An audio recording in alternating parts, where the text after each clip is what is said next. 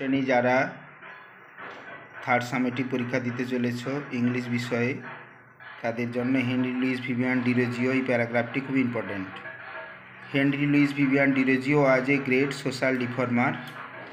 Henry Louis Vivian Derozio ছিলেন একজন মহান সমাজ সংস্কারক। He was born on 18 April 1809 at Entally in Kolkata. তিনি 1809 খ্রিস্টাব্দের 18 এপ্রিল কলকাতার এন্টালিতে জন্মগ্রহণ করেছিলেন। Francis Derozio was his father. Francis Derozio ছিলেন তাঁর বাবা। Sophie Johnson was his mother. Sophie Johnson ছিলেন তার মা। Derozio studied in the David Drummond's Dharmatala academy. Derozio David ড্রুমন্ডের Dharmatala একাডেমিতে পড়াশুনো করেছিলেন। He became the teacher of English literature and history in Hindu college.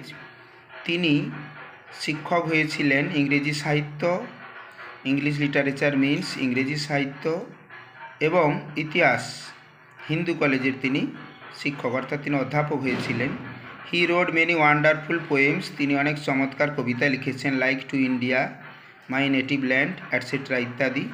His followers are called young Bengal. তার অনুগামীদের বলা হয় ইয়াং বেঙ্গল বা নব্যব্যঙ্গ। This great man died on 26 December 1831। 1831 খ্রিস্টাব্দের 26শে ডিসেম্বর তিনি মারা যান। এই প্যারাগ্রাফের এই বাক্যগুলো লিখতে পারলে অবশ্যই ভালো নম্বর পাওয়া যাবে।